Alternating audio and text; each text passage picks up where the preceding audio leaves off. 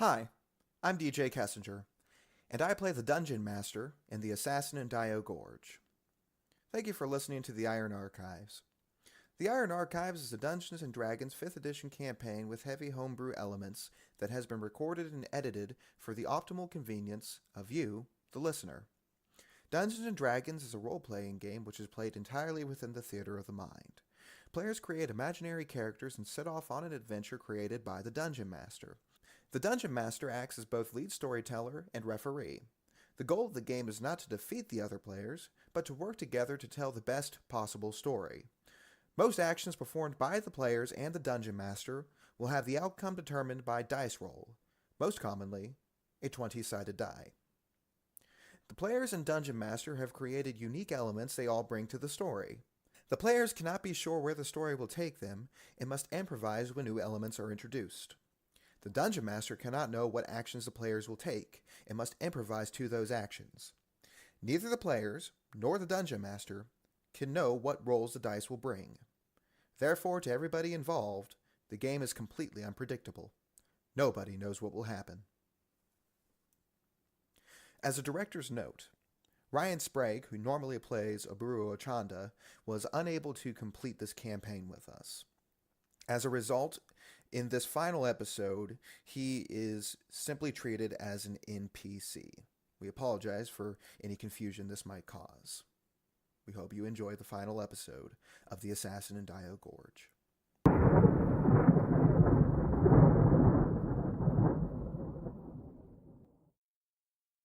The party finds themselves deep within the sap copse, having traversed around this area of dead wood looking for a certain elf by the name of Morland Turlane. They have eventually come upon his small trapping camp, and looking upon this man, it appears he fits the description of their quarry, Doran Ilthon. After a moment of stunned silence by the party, it is eventually broken by Morland himself, who says, "Well, what is it that you're staring at? Do you need help with something? What is it?" Yes, we're here, looking for someone. "And who may that be?" A worthless coward named Doran Ilthon. "Oh, you mean the assassin? The same. You think he's here?" We do. "This is disturbing news indeed. Does the rest of the gorge know? Perhaps I should tell them." How is it that you know about this assassin? "Oh, he's a famous assassin. Most famous assassin in century. Killed the queen, after all." Well, some of his tales have been, embellished quite a bit. He's a criminal, nothing more. I'm sorry, are you with the Empire?" We're looking for the assassin. "This is bad news indeed. He could be anywhere." Have you seen any sign of him? He looks thoughtful for a moment. Looks at the ground, kicks it a bit. "No, but I'm afraid I do not know what he looks like. Although if he's come here, I don't even see how he could have come here. There's been no new visitors since I and my wife moved in." Strange coincidence about how you and your wife were the last people here. "I do have, familial connections here. We came back only a few weeks ago to take over my family farm." Yeah, we had actually heard about this from the family just down the way. I'm sorry about your loss. "Thank you. That is very kind of you to say. I'm sorry I cannot be of any assistance. I'm afraid I'm not very much of a warrior at all. If I were, and perhaps a little braver, I would assist you in finding this man." Well, it's an unfortunate coincidence because the man that we're looking for is an elf with black hair and gray eyes. Does any of that seem familiar? Morland looks puzzled for a moment, then his eyes slowly widen, looking at you in shock. You don't think it's me, do you? I suppose I fit that description, but There must be thousands of elves with dark hair and gray eyes. And yet you're the only one we've seen here. Volmar has one hand resting on his short sword. You can see the surprise is starting to turn to stress on his face, borderline panic even. Please, I'm no assassin. I've never harmed anyone in my life. I'll do whatever I can to prove it. Whatever you say. I have something you might be able to do that might help us prove that you are not who we think you are. Whatever you need. It might seem a bit odd, but the place where your wife is entombed, we would like to investigate there. Still clearly surprised, yet with a little bit of change in emotion at hearing this. The mausoleum. Why would you need to go there? Out of all the places in this valley, that is by far the most secret and well kept. Would make sense, wouldn't it? I suppose so, but I don't know what an assassin could be doing there. There's only one keystone to get inside, and Blard Olmstetter has that. Torbjorn will start to step sideways and circle around to the side of Moreland. What do you say? Can we trust him? I think so. Captain, I don't think we waste a shot. What if we get him to help us find him? If you help us find him, then you'll be proven innocent. What if we're walking right into a trap? He'll be walking first. At this point, the elf before you is borderline hyperventilating, looking around, eyes kind of darting from person to person as you begin to surround him. You can tell he's clearly afraid. I think it would be best if you helped us, friend. Whatever you need. What say you? Should we go straight away? And I'm keeping my eye on you. I'll do whatever I can. I'm no murderer, and I'll prove it. If you're not the assassin, then you need not worry, friend. We can protect you, if we do find him. Very well. Whatever you wish. Just tell me what I should do. Just act natural. Pretend like you're giving us a tour somewhere, perhaps. Yes, I can do that. Well, actually, we were just talking with Blood, and he said that he would more than happily let us in. I asked if I could draw the interior of this amazing feat of architecture, and he said that as long as it was all right with you, since your wife is there, that he would let us in. Well, of course, if it helps you find that monster, Ilthon, then anything. I have no issue with it. Wonderful. Shall we make our way to Homesteader Farm, then? By all means. The group begins to move out of the sap copse into the nearby Homesteader Farm, taking about a half hour to get there. It is quiet and tense. While no weapons are necessarily drawn, there is definitely an intimidating feeling towards Moreland at this point. And after these minutes pass, you eventually make it back to the Homesteader Farm. All right, we are here. Would you like me to just go in and ask or give my permission, or would you like to come along with me or go in first? It's your call, whatever is necessary. I think perhaps a couple of us should go in and then we come back out and head on our way. Good plan, I'll go with you. Perhaps, Alara, it's best if you and Volmar go alone, and then we'll just have Master Turlane stand back here and wave his approval. He seems a bit nervous. I think that seems just fine. The two of you make your way up to the door of the home with a quick... After a few moments, the door opens to see Blard Homesteader, who is looking decently jovial at your return. Ah! You've returned. I don't suppose it's been for more work. not this time. So I'm going to give him a big smile, and I'm just going to say, you wouldn't believe who we just bumped into. It was good old Morlin, and we spoke with him briefly, and I know there's only a short period of time before the passage reopens, and we'll be on our way, and after speaking with him for a bit of time, he said that he thought it was a great idea that we should go and see the Mori Temple. At this point, Blard looks back over towards the elf you have with you, and he gives a bit of a nervous wave. Blard gives a hearty wave in return. Well, very well. It seems you have his approval. I thought you might be interested, by the way, in a bit of a legend about that old fortress. Oh, of course. I doubt it's even true, but they say that old fortress was originally designed to hold some ancient Mari artifact called the Stone of Dissimulation.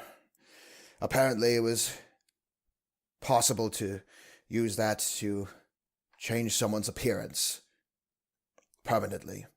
Perhaps even change them as a person entirely. I thought it might color your examination of it. That is fascinating. Would such a thing really work? I mean, I doubt it. Oh, and Blard, that actually is Morlin, right? I mean, he said he was, but he was acting a little odd. I don't know why he'd be acting strange. That's certainly Morlin. We must have surprised him. Well, he probably spends too much time out in the woods. I'm sure this little excursion will be good for him. Just, be sure to be respectful about his wife. I'm sure you will have that sense about you, though. Oh, of course. Well, Blood, I have one more question before we go. All of those scholars who come to visit the fortress and research it, is this stone of dissimulation, is that what they're coming for? Is that the legend they're researching? I've told a couple of them of it, but they never seem to believe it. They've heard of the stone, of course, but they say it could never have been housed over here. No, it's just seems to be the architecture they're most interested in. Whatever they can get from the outside. I suppose the split falls on their own are pretty interesting. I suppose they are. Quite beautiful. I ought to let you get on with your little excursion here. I'm sure you'll have fun, and I'm sure the path out of the gorge will be open within days, and I'm sure you'll be able to recoup your losses. Well, good day to you. And with that, he closes the door. And for a second, there's a little bit of silence, and then the door slowly opens. I forgot to give you the keystone. I was about to ask about that, actually. He reaches into a pocket and brings out what looks almost like a sapphire, but with much more fire to it. It's much shinier, and looking inside, it's almost like you could see through to the other side, but 1,000 different realities exist within, in each mirror image of yourself. It is definitely beautiful to look at. It fits in the palm of your hand. Be sure to return it when you're done with it. Have a good day. And with that, the door closes again. I pocket the keystone and head back towards the group. The two of you make your way back over to the group. Well, we've got the green light. Might as well go. And Blard confirmed his identity, Captain. That's excellent news. Sorry for your confusion there, Master Turlane. Please lead the way. Of course. It's understandable if I fit his description. I'm glad the lot of you are so thorough. Well, unfortunately, this time of year, there's not any really good way to get down to the fortress. We could take the way of the creek, although we'll get our feet wet and very cold in doing so, or we could try rappelling down the cliffs. It's up to you, I suppose. There's already been some prepared stuff there for us to rappel down the cliff. Well, very well. I suppose we go by the cliff. Follow me. And with that, the group follows Morlin all the way back to the cliffs overlooking the Split Falls. On the way there, you see great fields of Dayo moving around in the wind, and every once in a while, groups of petals flow before you before disappearing from sight. You make it back to the cliffs and see the great waterfalls moving up from the mountains above and splitting in the middle, revealing the wall of the Mari fortress in between the split pieces of the waterfall. Left there are still the remnants of repelling tools that you have caught before. And Morling looks at it, looks a little nervous at it, but he grabs the rope and with a look of slight fear of the heights, he takes it securely, wraps around his arm once, and begins rappelling down. Torbjorn will put his hand on his shoulder to stop him before he goes down. If it's all the same, I would like to go first. Yes, of course. Torbjorn will begin to climb down the cliff. You begin going down decently safely. Should I go now, or would someone else like to go? Go ahead. I'll follow behind. Quickly, with no problem at all, Lara begins to go down as well. Aburu takes the rope, nods to Ilric and Volmar, and begins descending as well, leaving only Ilric and Volmar up there. Ilric will put a hand on his chest, close his eyes, and say a quiet prayer, giving himself guidance before he descends down the rope. Very nice. No problem. Volmar, you're the only one left up. Oh, well, I'll show off and glide down. And with no issue at all, just as Torbjorn is landing near the beginning of the creek on the edge of the water, Volmar lands right next to him, ruffles his feathers before folding them back behind him. One by one, the rest of the party makes their way down without any issue. Behind you is the remainder of the split creek, which looks difficult to navigate. And before you is the split falls, which form two separate ponds at the end of the falls, which will create the creek. But there is a small land bridge over to a large iron door with Mari writing and etchings all over it. In the very middle of it, there is a round socket. Looks like that's the keyhole to me. Indeed. Volmar, if you don't mind, scout ahead. Make sure it's a safe path. Yes, Captain. I'll do some looking around the door to see if there's any tracks or anything of anybody who came before us. Looking around at these tracks, you're actually able to see that there has been activity. Although, for most people, it would be invisible, especially considering that the fact that this activity seems to be weeks old. Nonetheless, you can see that there have been several little bits of scuff marks left over, indicating that somebody wearing boots has been through here. While he's looking around at that kind of stuff, Alara's going to take a look around and make sure that, looking at all the overhanging cliffs and edges, that there's nobody watching them come here with Morlin. Alara looks around and is unable to spot anything among the cliffs. Well, Captain, it looks like there have been people here within maybe about a week or two. I can't tell if they came and left, but this door has been opened, at least within the last couple weeks. At this point, Morling pipes up. Could it be a few more weeks than that? It was only a few weeks ago where we buried Alna. I see. Well, we'll try to be respectful, but we do need to investigate this. Hopefully we're on the right trail. Understandable. Alara's going to walk across the bridge, and she's going to hand the stone to the captain. The few of you stand around in expectancy, watching this door as the sound of the waterfall roars around you. Most everybody looking to Torbjorn, waiting to see him open the door. Torbjorn will put in the keystone and open the door. You take the blue gem and place it within the socket. After a moment, there is a blue flash that hits the middle crack of the door, It goes away, and slowly there is a as the stone doors on either side pull apart, showing a fresh passage. The keystone, once these doors have opened, is still visible right on the left wall as you come in, looking possible just to grab and to close the doors again. However, you are all immediately greeted looking inside with a rather disturbing sight. Inside, from what you can immediately see, is a corpse. It is wearing a dress. It is half rotting.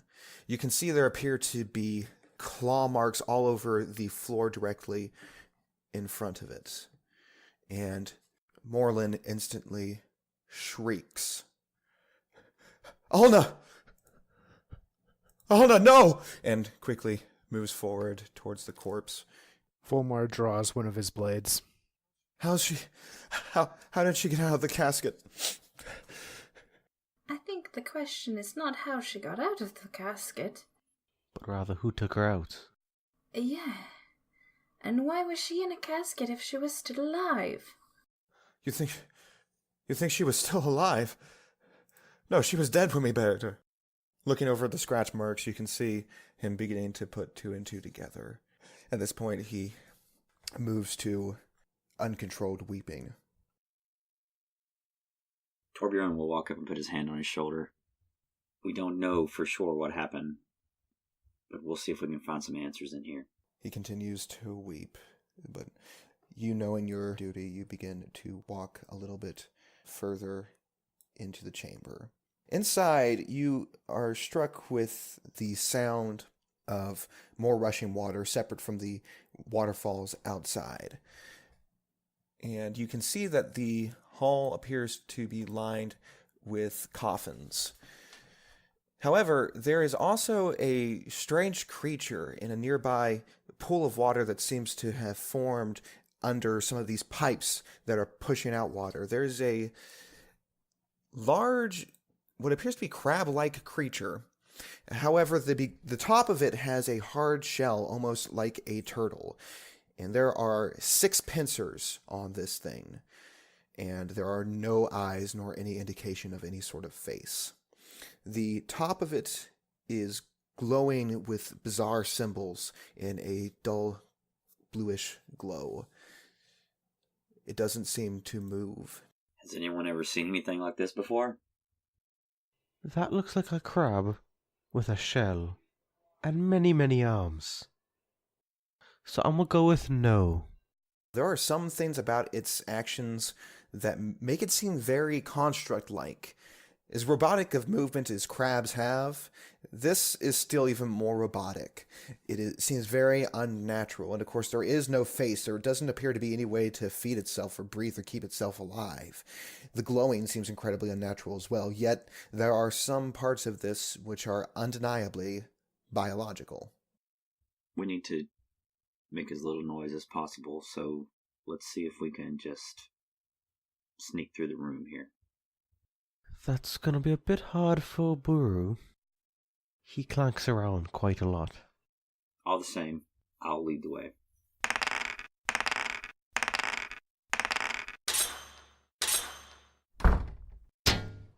As you begin to move towards the other side of this room with the pool of water, you begin to move in the direction following Torbjorn. Ilric is concerned over Aburu's clumsiness and gives him guidance. And Aburu is actually decently sneaky, but unexpectedly it is actually Alara who trips slightly over the open, smashed lid of a nearby coffin that she was not paying attention to, and immediately gathers the creature's attention. Quickly, Alara uses her ability from the Mind Spike, focuses in on the creature, which seems to resist it slightly. Nonetheless, it's still clearly damaged by it. The reaction is not what you would expect from something that was purely biological, though. Although itself is clearly animal-like, its movements and reaction to the damage is something you would expect from a construct. Volmar whispers, "Pray," and casts Hunter's Mark on the creature. And then lines up a shot with his longbow. Volmar brings the bow back, releases the arrow, sails through the air, and pierces through the shell. Once again, the creature makes no sound, and except for the sound of its many legs moving backwards from the impact of this arrow. Volmar's going to back up and try to get some cover behind this coffin.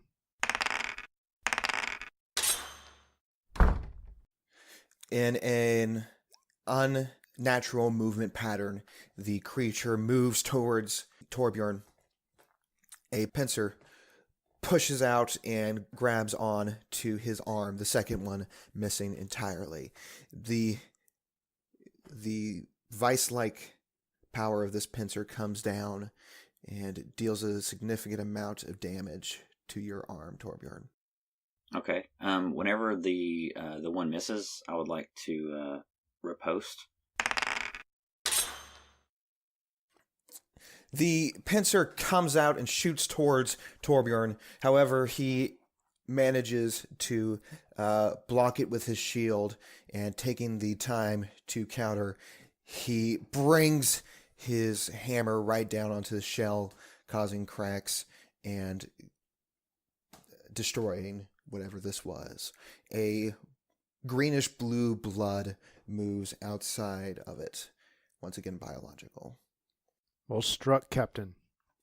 From the entrance, you hear from the back, "Is everything all right over there?" We have things under control. Well, that was a bit frightening, but it seems we all made it out. Indeed, but do we really know what it was we were just fighting? How strange. Some strange crab thing, it looks like. Torbjorn will just step on past it and continue forward. Torbjorn moves a little bit farther forward and comes to the only door in this room. Alara's gonna peek back around the corner and look for Morlin. When Alara looks back through the corner, she sees that Morlin has, at this point, managed to pull himself together a little bit, but still appears distraught over the body of his dead wife. Well, Morlin, looks like we're delving farther in. Yes. Sorry. Morlin, was Alna in one of the caskets in this area? Yes, she was just past this hallway. She was in a casket close to the nearby wall. In the corner, yes. Well, it's broken open. He makes his way around the corner and looks. Yes, that was it. And this creature here, have you ever seen anything like it before? No, never. I've never seen anything like it. What is it? We're not sure. After thinking for a while, it suddenly clicks that you've read of these things before, Alara.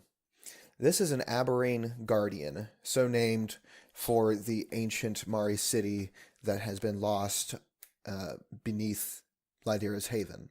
They are biological, yet mechanical at the same time. They are used as guardians of ancient Mari cities, never dying, always living for one purpose, which is to guard.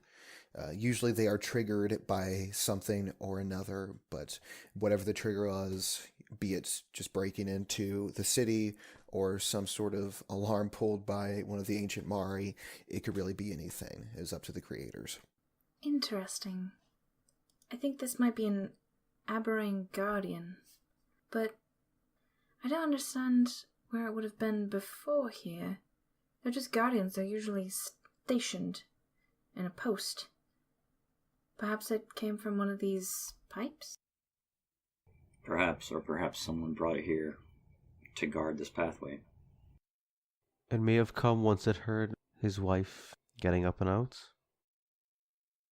I think it might be more along the route of someone came in through the pipes, through the waterway, and it followed them. Perhaps. Either way, we won't know until we press on. Captain, you know me. I don't like having an open door at our back. Do we want to shut this behind us? Well, I was going to suggest that Master Turlane attend to his wife as best he could and then go ahead and go on home. This seems to be a bit dangerous for him. But you do have a good point. I think that Mr. Tulane should remain with us. I agree. Very well then.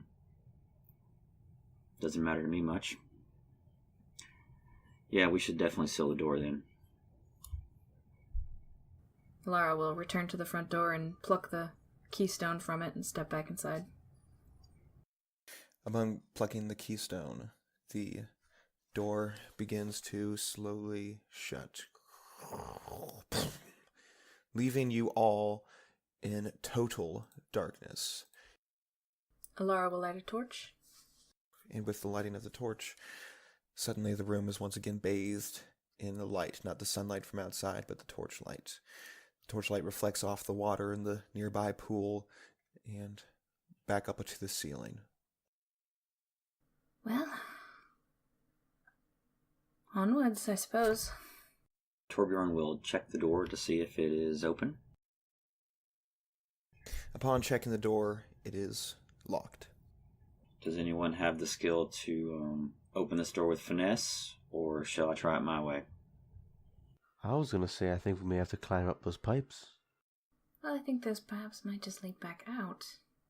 Say, Morlin, do you know what's further in? I don't. To my understanding, no one's ever tried to go past the door. This is where the mausoleum ends. It is a rather beautiful spot, though. As far as crawling through those pipes, I don't know if it would be possible. It's... they're large pipes, but I don't know if they're big enough for any of us to fit through, unless there were a halfling among us. But even then, there'd be too much water flowing through. Looks like we're doing it your way, Torbjorn. Ulrich reaches into his bag. Will this do? And he presents a crowbar. That will do perfectly. Thank you. Torbjorn will take the crowbar and go to work on the crack at the top of the door. All right. Torbjorn manages to slip the crowbar in. Torbjorn takes the crowbar from Ulrich, places it in the crack at the beginning, and after a few minutes of struggling, manages to break the door from the frame atop, and it falls before him. In front of you, lit by Alara's torch, you can see a long stone hallway. Torbjorn is going to lead the way down the hallway, being as quiet as possible. When would you like me to go down this? It's a rather narrow hallway. You could probably stay right by me. Very well. I am definitely watching for any sort of disturbances, like in dust or whatever, and also looking, for any sort of discoloration or maybe triggers or traps or anything like that, as best I can. As you're watching for any sort of traps, you actually look above you, and you notice a few cracks in the ceiling and some dust beginning to fall down. It is currently right above Ulrich and Oburu as they follow behind you. Knowing that something's wrong, you begin moving towards them, and suddenly you hear a loud crashing sound.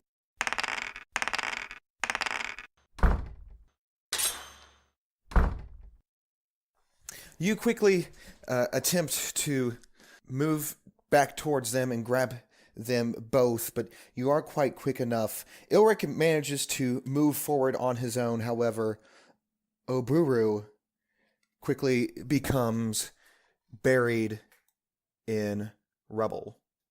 The three of you who are on the other side of this rubble watch in horror as Aburu gets buried by all sorts of rocks and other dangerous things coming from the ceiling. At the same time, more fills the passage behind you. All of you are currently completely trapped.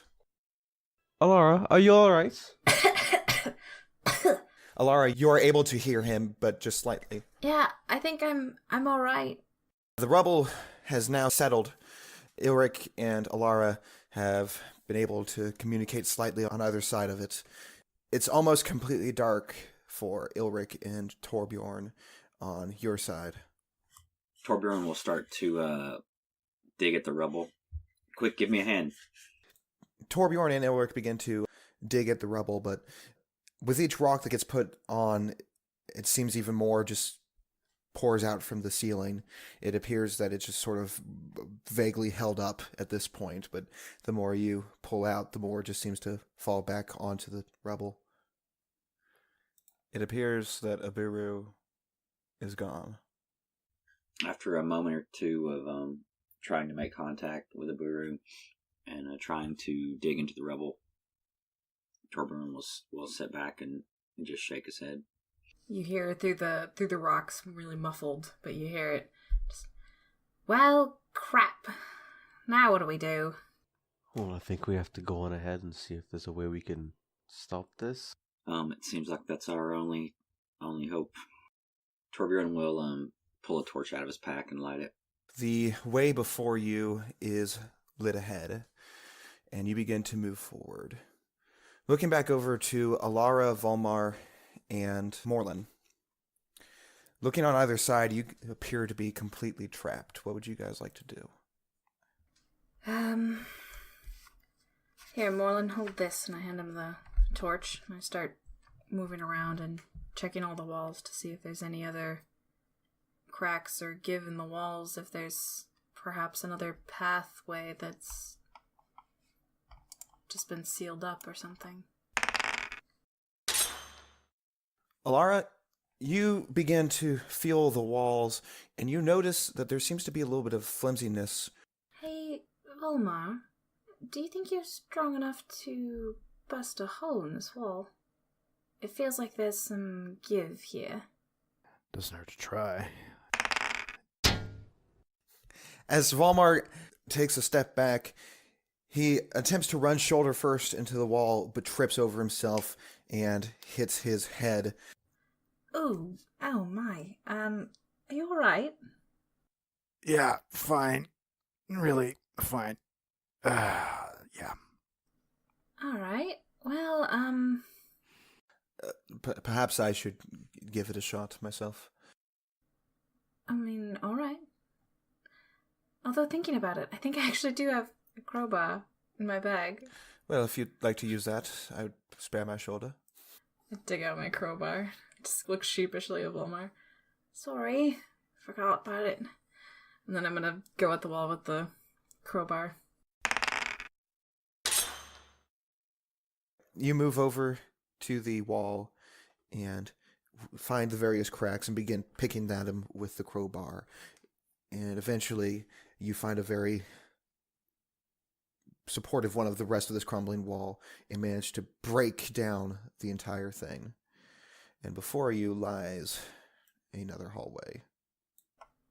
I think perhaps I'll let Ilric know, and then we'll head on down. Hey, Ilric! I shout through the rubble. Yes, Alara? We found another hallway. We're gonna go down that way. It's on the right side of the hallway. My right or yours? My right. Alright. Well, we're gonna go on ahead and hope that we, meet you back somehow, hopefully. Would you like to go first and check out for traps and stuff? You do seem to do that often, and hidden passageway and all. Yeah. Maybe I can do that right. Let's see. You don't see any danger in front of you. It looks okay. Do you want me to take the lead? That would be appreciated. You begin moving down the passage, slowly, quietly. As you continue on, you begin to hear some more roaring, matching the sound of the pipes back from the first room. Turning the corner, you see another pool with a couple of pipes feeding into it, once again matching the room from before. Volmar motions for Alara to take a look and says, those things seem to be near the water when we first got there, so maybe we should try to steer clear of the water as much as we can. Keep close to the wall. And I'm trying to move as stealthily as possible. The three of you stay close to the wall and move silently towards the other passage, carefully watching the pipes. But you do make it to the other passage. We're going to go ahead and cut back over to Torbjorn and Ilric at this point. The two of you have just heard Alara say they found a hidden passage and are going through this way. You look ahead of you to see what remains. The only thing to do is go forward, and Torbjorn will begin to walk forward. Ilric will pull out his mask of many faces and cast disguise self upon himself, looking exactly like Torbjorn, or to the best that he can. Torbjorn, you turn around to see yourself, which is slightly surprising, but you put two and two together pretty quickly. Torbjorn raises an eyebrow. That's not disturbing at all. That's exactly why I did it. It may help in a pinch to confuse them for a split second while you get the jump on them. Let's hope. Torbjorn will also check the wall there to see if there's any weak spots. As you continue to look through, there appears to be no other weak spots around the wall. You turn the corner to see that the hallway makes a turn to the left. Keeping an especially keen eye on ceilings and walls for cracks or anything like that, I'm going to go ahead and keep moving forward. Ilric will do the same. You continually watch out, and as you begin to move forward, you hear the sound of rushing water like from the pipes. And you move into a room that has a large pool in it, making a crescent shape in the middle of the room with two pipes feeding either side. On the north side of the room, there is a single door. Another iron door, much like the one you initially broke through with your crowbar. Ilric, that water is going somewhere. It's quite concerning. Do you have anything that can float that we can see which way it maybe comes out and flows through? Perhaps a piece of paper that will, if it ends up in one of their rooms, they'll know, perhaps? I have nothing more than an unburned torch that might float. I have some rope that we could potentially knot up and throw in. We can try that. Do you have any way to communicate with your sister? From this distance, it might be a bit hard. What will we need to ask her? If they get the message, perhaps? Yes, exactly. Well, I'll give it a shot. I will attempt to cast message in the direction of wherever she is. I'll say, we have an idea of sending a knot of rope through the pipes to see if you all get it, if they're connected somehow. Sounds like a good idea. There's some output pipes here. We'll wait and see if anything comes out. Ilric will pull out his rope, tie a couple knots into it, and cut it off, throwing it into the water to see where it leads. The rope begins to move to the center of the crescent, floating atop. You watch as it bobs for a moment, it drops under, and looking, you can see it goes all the way to the floor of the pool, where it seems to get caught up on some grating at the bottom. Well, it was a good idea, at least. Yeah, kind of unfortunate. Do we want to go ahead and try to force it through, or do you want to call that idea a bust? We have no idea what it's going to run into, especially coming through the other side, so if we force it through here, it won't be forced through on the other end. If there's a grate here, there's a grate somewhere else. I agree. Let's see if we can get this door open. May I borrow that crowbar again? It's all yours. I'll hand Torbjorn the crowbar. Torbjorn will first check to see if the door's locked. Torbjorn places a hand upon the door and immediately withdraws it in pain. Your hand is burning from this. You can see that there is a clear liquid that the door has apparently been coated in, and it is burning your hand through. Ah! This door has some type of acid on it, and Torbjorn will go to wash it off in the water. Quickly moving over, he places his hand in the water, feeling relief. Taking your hand back, it is bloodied, red, and looking in pretty bad shape. Wish I could help you there, but I'm not the healer. Perhaps try pushing it open with, like, your crowbar or weapon.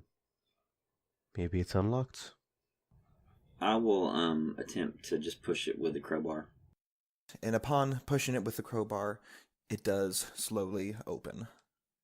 Will we be able to get through without touching the acid? It appears so. You looking very closely for the clear liquid now, you can see it's pretty much just on the door. Your crowbar seems to be rusting a little bit right where you hit it with the acid. You flick it off carefully. Okay. Alright, let's step on through. Yet another hallway is before you, with the same monotonous stone as before. And upon turning the corner, you see another hallway. Let's not forget to keep looking out for these weak points and traps and whatnot. Of course. While you're doing that, you suddenly hear a message from Alara. Well, what did you send, brother, through the pipes? We attempted to send some rope, but it seems to have got caught in some grates, so it most likely won't even reach you all. Oh, okay. Good to know. We are on the move, though. We have continued on through.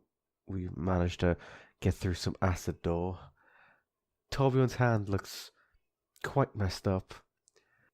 How is it on your end? Well, we're just about to investigate a door ourselves. Perhaps we ought to, be careful with it.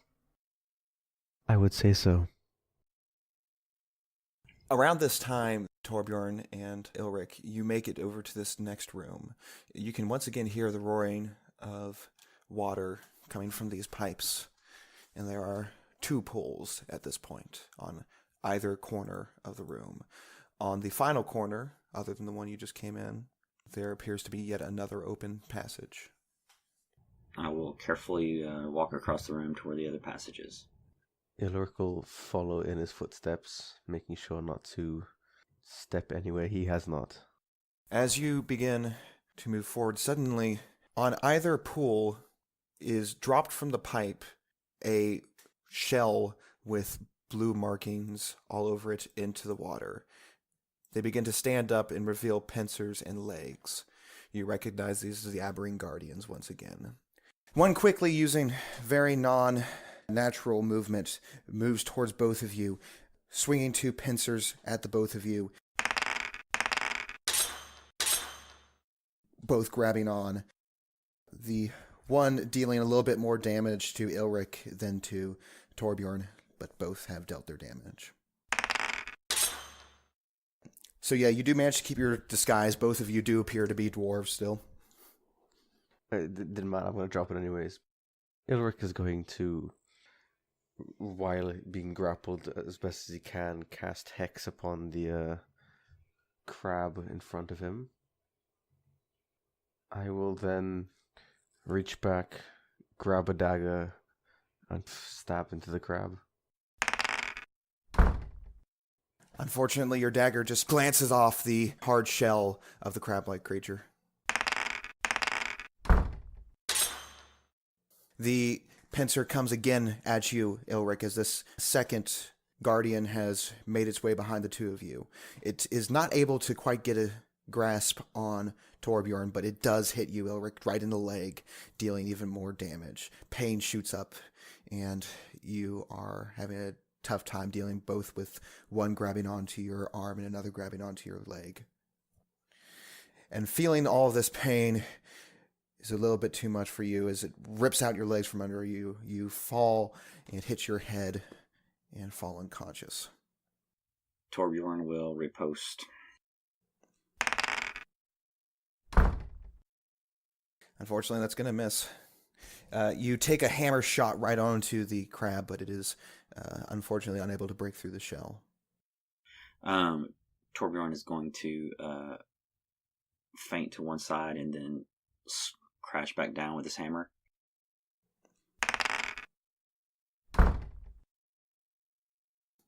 Unfortunately, the hammer comes down and he's still unable to break through the shell.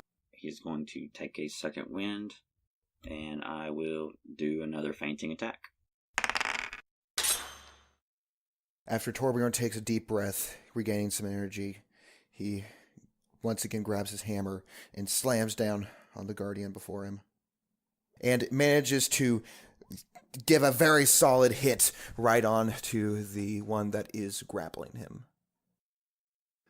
At this time, we're going to cut over back to Alara, Volmar, and Morlin. The three of you have made it over to the other side and currently have an open passage before you. Well, let's keep on going. We should probably still be quiet. Definitely. And keep looking for any traps. As you leave the rushing water sound from before, you hear yet more rushing water ahead of you. You go into a room with an even larger pool this time, and a singular pipe feeding into it. More water. Again, I think we try to keep away from it as much as we can. As stealthily as possible, you make your way over to the other side of the room, where you see another iron door appears to block the way. Let's try nudging it open with the crowbar. My brother spoke of a door covered in acid. Oh, yes. Go ahead. Taking your crowbar, Lara, you push against the door, and while you see no sign of acid on it, it doesn't budge. It appears this door is locked. Giving a cautious look at the water behind us, I'll look at Volmar and just say, I think I can potentially pry off some of the hinges. We could keep this quiet. All right. Alright, I'm gonna try and take the hinges off one of the doors. Knowing precisely where to look, you pry the hinges off one at a time. It takes a little bit, but once they both come off, the door falls inward. You step out of the way when it hits the ground before you. Immediately on the other side, you can see that there is a pit dug into the ground before you with several spikes in it. Upon looking at this, Morlin says, "Oh, it's a good thing we didn't try shoulder charging into it." Volmar smirks and says, I may have just bounced off it anyway. As you are talking about this, suddenly you hear a cry from far at the other end of this hallway echoing across. You recognize it as the voice of your brother. Oh, that's not good. Let's go. Volmar makes a mad dash, quickly looking over at a nearby hallway and sprinting towards the cry. I'm going to do pretty much the same. Gonna navigate around the hole, and seeing that he peeked into that other hallway, I'm gonna trust his instincts and go as far as I can. So Volmar and Alara quickly move as fast as they can in that direction, and it's not long before Alara actually overtakes Volmar in this sprint. But moving back to the fight where Torbjorn is, the pincer begins to crush against you as another one strikes on you, and begins to crush as well. You are feeling the pain right now, Torbjorn. Ilric, you are having a hard time fighting these injuries. Torbjorn, focusing on the other one that doesn't have a hold of you, though, you are able to deflect shot after shot against you. Torbjorn is going to raise his hammer, and again, with a feint, he is going to crash down on the top of the crab there with his hammer. And because of the feint, he is able to smash his hammer upon it, breaking the shell, and the guardian collapses in this bluish-green blood of its own. You are released from the hold of the pincers. And he will look down at it quickly and spit a mouthful of blood on his corpse. And turn to face the other one. Volmar quickly moves around the corner, bow in hand. Lines up the shot and fires. The arrow bounces off the shell of the guardian, however. Lara's going to run past him, see Ilric on the ground, and basically she's going to use everything she has to get to him immediately, and she's going to try and stabilize him. Ilric, you are currently still unconscious but stabilized. The tables seem to have quickly turned as your two allies have dashed around the corner and have begun to aid you, Torbjorn. Torbjorn, you are valiantly blocking each pincer strike at you. This starting to get your rhythm while fighting these things. With a stern look of resolve, Torbjorn leans into the creature with his shield and then just brings the hammer down, striking it over the shell again. With a great slam, the hammer hits the very top of the creature, and it moves back before getting back into a fighting position. Torbjorn will yell out, "This one is mine." Volmar hears that and says, "I've got a shot. Should I take it?" "This one is mine." All right. He's going to keep his arrow aimed, but if Torbjorn goes down, he will attack. Alara is going to look up from stabilizing her brother, and she is going to cast Witch Bolt on this crab. Alara, in anger, rises up, focuses as lightning leaps from her fingertips and on to the guardian before her. And I'm just going to spend my turn maintaining that because it's a sustained arc. Finally, a pincer attack manages to get through Torbjorn's defenses and grabs him around the rib cage and begins to crush. The crab lets go and lets Torbjorn fall unconscious to the ground. Upon seeing this, Volmar releases another arrow, but it just bounces off the shell. Volmar's going to rush forward towards the creature and draw his two short swords and make 2 attacks. 2 strikes against the guardian, but each one just bounces off harmlessly. Alara continues the attack from the witch bolt, and it appears to begin to burn the inner workings of this guardian. The ghostly hand emanates from your other hand, touches it, and with sudden and unexpected rigidness, the thing freezes up, falls over in a pool of its own blood, once again still blue-green. Alara's immediately going to run over and try and stabilize our captain. You manage to succeed. He is unconscious, but he is stabilized. Volmar is looking a little sheepish and says, "I can help one of them." You can help one. Well,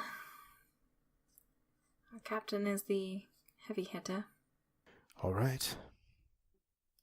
And Volmar will cast Cure Wounds on Torbjorn. Torbjorn will groan and slowly roll over to stand back up. Got a lucky hit. How does your brother look? He'll survive. Does anyone happen to have any health potions? Oburu was the one who would always heal us. A shame that, says a very tired Morlin. If you'd like, you can continue onward and I can watch over your brother. I'm not much in a fight, but at least I can scream if he's in danger. Well, I think we should at least remove him from this room. Perhaps we can drag him back the way we came. If it's safe, that might be best. Morlin picks him up and begins to go towards the stretch of hallway. Perhaps we ought to take a short rest here before we continue further. There's another door back here. Yes, I need to tend to my wounds. I'll keep watch. You begin to fall down, resting for just a while, getting the opportunity to catch your breath and just sit down for a bit after all these events. You're tired. You're weak. Volmar, are you not able to heal Ilric as well? Sorry, sir. Not at this time. I see. After several minutes pass in silence, finally you feel that you've spent enough time. Well, sir, we still have to try to get out of here. And this door appears the last one we found on our path through. So unless you guys found something else, this may be our best shot of trying to get out. The only path that we found led back to where you found us. So this is a tough call, but we do have a mission to finish. Indeed. All right. Let's see what this door holds. You approach the door and slowly open it. No acid awaits you, nor trap on the other side, but a full room which appears to have a makeshift campsite inside. The fire is burning slowly, and there's 2 crescent-shaped pools within this room as well. One on the left side, one on the right, both being fed by pipes. And inside you can also see 2 dead Aberrine guardians. On the far side, you see a single large door that does not look like any of the others you've seen so far. This one is large and stone and has Mari writing all over it. Before it is a single scroll and a single steel cutlass. Stay behind me. Torbjorn will keep an eye out for any movement, but he'll walk up to where the cutlass and the scroll is. Torbjorn, as you begin to move towards the cutlass and the scroll, you look over to one of the streams that are coming out of the pipe, and from this angle you see a shadowy figure on the other side. Torbjorn will turn in a ready stance and move to the edge of the water. Show yourself. With that, a tall elven man with black hair and gray eyes walks out from behind the waterfall. I should be asking you to be showing yourself. You can see that one of his arms seems to hang limply to the side. It appears to have been bandaged up with a makeshift sling, but not done particularly well. This is not certainly the place I would expect to meet strangers. Laura's gonna step through the door and next to the campfire and just simply say, But it is a good place for hiding, is it not, Doran? Oh, you know me. Well, I am quite flattered. Although I must say I don't know any of you. Well, and he looks over towards Volmar. I don't know 2 of you anyway. It's good to see you, Volmar. Volmar just gives him a nod. So, because he's here, I can only assume you are Imperial soldiers sent to kill me. That about right? Torbjorn will shed the hide cloak that he had used to cover up his armor. I am Torbjorn Idrison, captain of the Lyderian cohort and Fist of the Emperor. Dorian Ilthon, we're here to kill you. You are here to try. And he draws out a crossbow he has at his back, points it at you. You could just leave, you know. No one here has to die. If anyone's at risk of dying, it seems likely to be you. We shall see. Alara quickly shoots out a hand towards Doran, and he's forced to grab his head with his good arm, as he is clearly in obvious pain from your Mind Spike spell. A trickle of blood runs down his ear. I'm going to take a couple steps away, somewhere more spread out. Volmar has a disturbed grimace on his face, almost like he's sick, and he draws his two short swords and rushes towards Alara and takes 2 swings at her. Alara, you take your hand away from the spell just in time to feel a short blade cut directly into your shoulder. Shocked, you turn around and are hit in the hip this time by a second short blade, both being held by Volmar. Through gritted teeth, he says, "I'm sorry, but you should be joining your brother soon." Torbjorn. 2 blades come swinging at you, both hitting you. You can feel poison inside of them. However, you're able to show some hardiness, and the poison does little damage to you. Nonetheless, you can feel the burning sensation as these 2 slices across your chest have made a decent amount of damage. Torbjorn will move around to the backside of the assassin, and with a grimace from the gashes in his chest and stomach, he's going to feint a little bit as he's moving around and take a swing at Doran.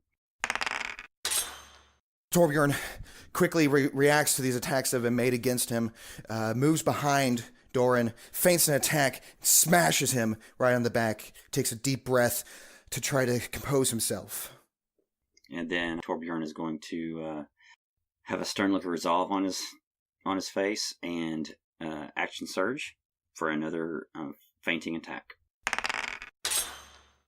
After the first attack, and Torbjorn seeing how the assassin almost falls, he takes the hammer, points it at Volmar, and then smashes it down on the skull of Doran Ilthon. Doran falls to the ground suddenly as the hammer smashes upon him. He appears to be in terrible, terrible condition. Though not quite dead, he appears to be effectively unconscious. And then I'm going to charge Volmar.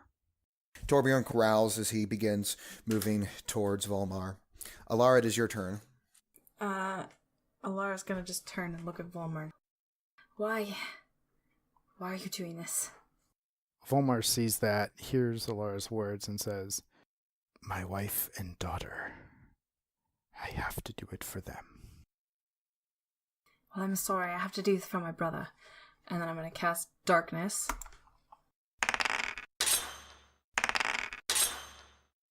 Volmar, you instinctually slice at Alara as you see the darkness come about you, and immediately she falls at your feet and the darkness disperses, leaving only you and Torbjorn.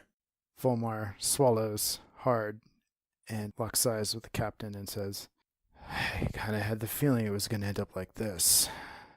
I won't ask for forgiveness, but it has to be done." And quickly he says, "Pray," and casts Hunter's Mark on Torbjorn. Torbjorn's just going to spit back. Mindrari talked too much. All right, switches to longbow and fires with his longbow. Taking the bow out from his back, knocking an arrow and releasing it towards his captain, Volmar hits. And I will fall back through the doorway. Volmar takes a shot and lands one right into the collarbone of Torbjorn. He makes a hasty retreat back through the doorway, watching his back carefully. Seeing the coward Bendrari run down the hall, Torbjorn is going to finish his mission and turn around. Torbjorn turns around, smashes into the chest of Doranil Thon. He coughs up a little blood with this and falls back down. And then he will stalk towards Volmar. Okay, Volmar, let's fly with another arrow. As Torbjorn continued to angrily move towards him, Volmar releases an arrow, this time going into the neck, and Torbjorn falls, knees first, and then onto the stone floor beneath him. Volmar steadies himself. He still looks like he's about to throw up, but he starts to jog forward towards their target. Quickly seeing the damage, you take some bandaging, wrap Doran in. He appears to have been stabilized. Torbjorn takes a few gasps through the arrow that is sticking through his throat and finally breathes his last. Alara, you manage to just retain life. You are stable yet unconscious.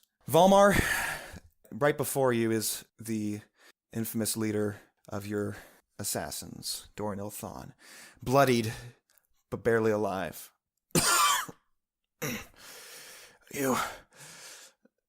You've done well, Volmar. It was very dangerous, and glad to see you made it. The door. In Mari, it reads, "The way will be open to the power of sun and steel." I have tried striking it with my sword and casting sunbeam on it, but nothing works. We need to get through that door.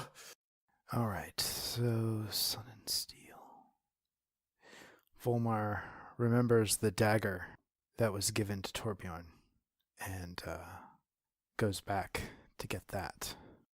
Volmar searches through the body of his former captain, pulls out the lay iron dagger, looks at it carefully, returns toward the door with sudden quickness, strikes the door with the dagger, and the whole door begins to light up in the same blue-green as the blood of the Aberrant Guardians, and opens from the middle just as the initial entrance did.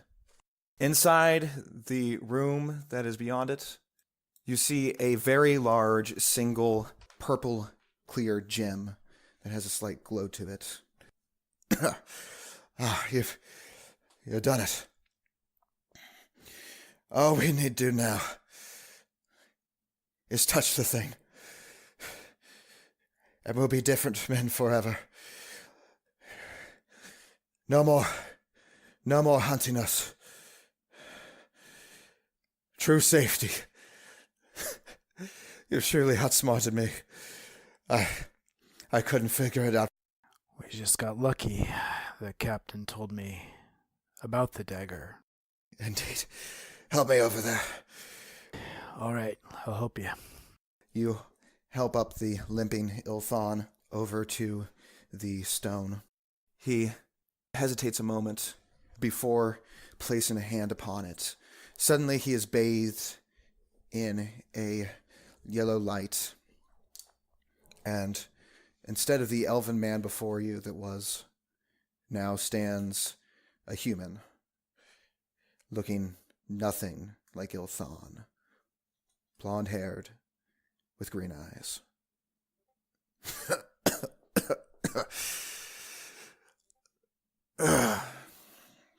It seems to have worked.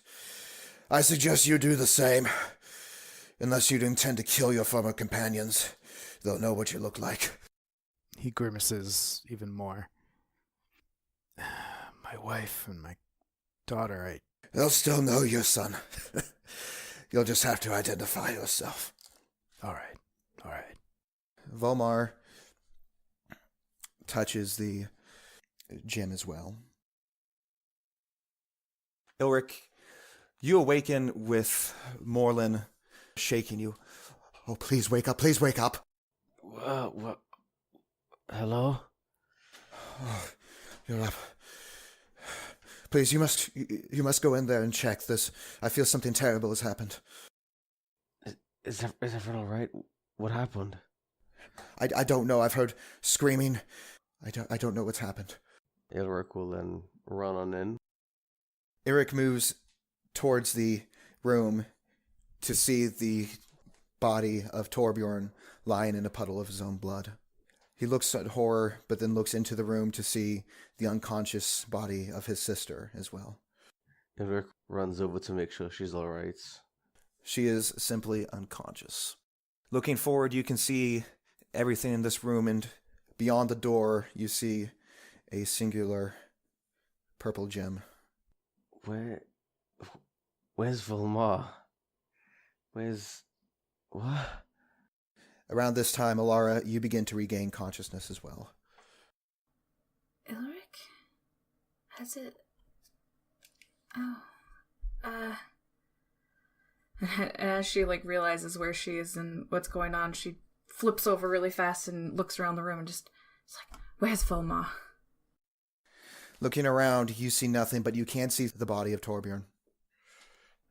Oh. Oh, that's not good. Oh, and Dorn's gone. I think our man got away. More than got away. She's gonna get up shakily and she's gonna start walking towards the door. Morling sheepishly follows behind you. Alara, are you all right? I think so. The stone is real. Oh, is that the stone that you mentioned earlier? The stone of dissimulation. Has to be. I mean, either that or something incredibly dangerous. Does that mean what I think it means? It means that Volmar got away, as did Dorn. Upon entering this room, Morlin yells back, "There's a ladder here!" And he looks around and you can see that there is indeed a ladder. It's unclear where it goes precisely. Well, I suppose, I should explain a little. Volmar was a traitor. He quite literally stabbed me in the back. And I don't think we're going to catch them. Ever. They've used the stone. They could look like anyone now. They could be anyone. Let's see if this ladder goes anywhere, says Morlin as he goes up. Do we want to maybe collect something from Torbjorn to give to his family? That's a good idea. Alara says this, but she's just staring at the stone. Just don't touch it. Ilric will go and gather whatever personal identification Torbjorn may have had, whether it be like a note or a letter or signifying piece of equipment. The shield does seem pretty unique, and you do recall him wanting to emphasize the use of this shield. Ilric will take his shield, as the plate mail is way too heavy, and put it in his pack and head back to Alara. Alara's gotten a little bit closer to the stone. Ilric, we completely and utterly failed at our mission. Yes, we did. So, who's to say that we didn't just disappear? Huh. I've been feeling a bit cooped up. Being with them silver bows for so long. Perhaps we could put our talents to other uses. Very true. What were you thinking? Human? Stay as an elf? Perhaps something like a mid-ground. Half? Are you sure about half-elf? I suppose. Perhaps we ought to just look like different elves. A different family, perhaps? Yes, that's a wonderful idea. Perhaps this might help us find them. An endless game of cat and mouse. Interesting. Both Alara and Ilric place hands on the stone and are suddenly bathed in the same light. Inside this ancient fortress of the Mari, inside a great mountain with a split waterfall overlooking the great red Dayo Gorge.